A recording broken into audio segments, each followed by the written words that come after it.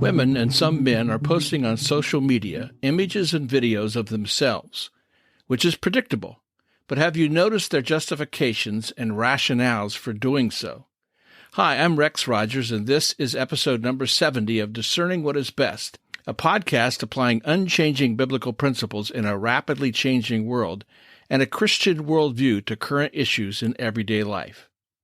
Any number of trends can be identified on social media because it is a dynamic environment.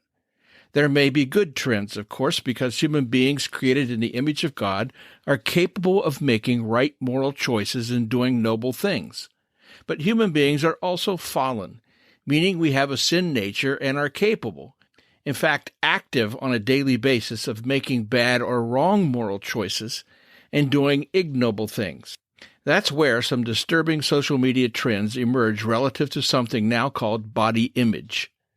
When I say social media here, I'm not alluding to pornographic subscription sites, but to Facebook, YouTube, Instagram, TikTok, and a few others that are readily accessible to the public, including children. It's interesting to note the number of so-called online influencers, mostly women, who regularly post scantily clad pictures of themselves and seek to justify their actions by claiming they are affirming body positivity. They argue that they are doing something wonderful and meaningful in the name of female empowerment. But basically what they are doing is demeaning themselves in order to get likes, fans, followers, and in some cases financial reward. I've mentioned before that older, now no longer top-tier entertainers work to stay relevant in social media. Since their talent is no longer in demand, or perhaps they are past their creative zenith, the only way many women celebrities can get attention is to post near-naked or suggestive pictures of themselves. Now, some do this as a business proposition in order to market what they are wearing, like bikinis or casual wear, while others do so because it's all they've got left. What was that? To stay relevant. To attempt to justify what they are doing and raise it to some perceived lofty level, some aging models or celebrities talk about authenticity.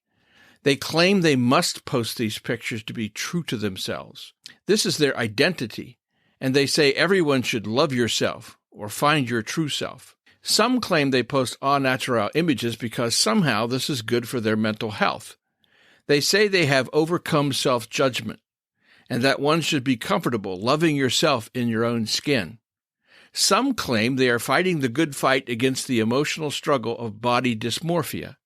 Others just get to the point and declare they are sex positive.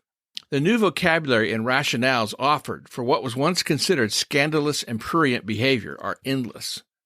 The women's liberation movement of the 1970s plowed new ground for women in society, making headway opening professional doors, lobbying for equal pay for equal work, and promoting equality for women in general. Unfortunately, radical feminists took over this movement and ran with it, some ending up in the untenable hate all men kind of outlook. But there are still some now seasoned warriors who just want women to be given equal opportunities in society. More recently, the long overdue Me Too movement called powerful, immoral men to account. Some, like the infamous Harvey Weinstein and Bill Cosby, were demonstrated to be predators and rightly sent to prison, though sadly Cosby's sentence was later overturned. Others, caddish men who took advantage of their power and prestige to prey on women, men like Matt Lauer, Charlie Rose, Bill O'Reilly, had enough money to settle the allegations against them, but still lost their high-profile media positions. Then Me Too began to run aground with slogans like "Believe the Woman," a comment that seems just and indeed helps correct old patterns wherein women were summarily dismissed, but in actuality, "Believe the Woman" as an absolute elevates demography above evidence-based truth. Result is we have a confused public understanding of male-female relationships, and social media only adds to the confusion. Among the younger set, Generation Z, now in college, as of July 2021, university athletes are now able to make financial arrangements based upon their NIL, meaning name, image, likeness. This new pot of gold suddenly available to university athletes means the best known, most talented, and of course the best looking, can make a lot of NIL money. Many NIL arrangements are endorsement contracts with clothing manufacturers or other legitimate businesses.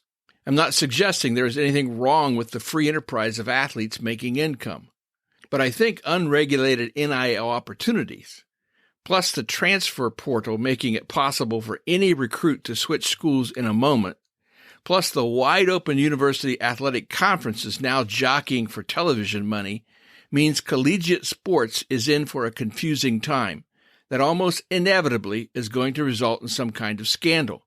Remember, the love of money is the root of all evil. Now, some female university athletes are already making hay based on their looks and their willingness to post titillating videos. By far, the lead example of this is Louisiana State University's gymnast Olivia Dunn, who is now reputedly making 7 figures per year for her posts. No question, she is a talented and accomplished athlete with several gymnastic accolades. But increasingly, Olivia Dunn and her peers are providing their huge followings on TikTok, YouTube, and Instagram with content that pushes past simple storylines or marketing clothing into what critics say is playing into the objectifying women scenarios that the women's liberation and Me Too movements railed against. In fact, older women who fought those earlier social battles, some of whom are avowed feminists, argue today's young women are taking a backward step, undoing much of what women fought for in the 70s, including the major achievement of Title IX that prohibited sex-based discrimination in school athletic programs. The interesting comeback from young online influencers is that while men may objectify women, the online influencer women say they are not responsible for what men think or how they behave. In other words, they push back, saying we can do whatever we want, and we have no accountability to anyone. Now, maybe it all depends. It is true, a woman cannot control what a man thinks, or if he thinks improper thoughts. It's not her doing.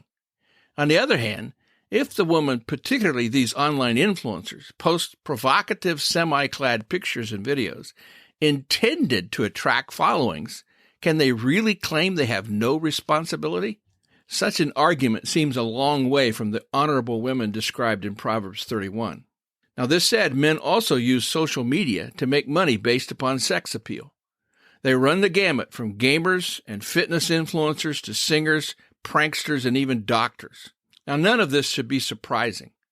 Human beings tend to pervert anything we get our hands, or rather our hearts, on, including now social media. Why would we expect anything different from the world? We should, though, be able to expect different behavior from Christians. We should not spend time on sites designed by online influencers to entice, to tempt, to draw us in. We should not emulate the world by employing the same provocative poses in images and videos, something I've seen younger Christians do on Facebook and other social media platforms. Rather, we should work to proclaim the lordship of Christ in all of life, including our social media activity. Now, this is a worthy kind of online influence. Well, we'll see you again soon. This podcast is about discerning what is best. If you find this thought-provoking and helpful, follow us on your favorite podcast platform. Download an episode for your friends.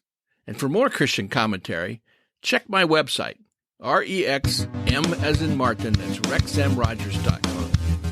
And remember, it is for freedom that Christ has set us free. Stand firm.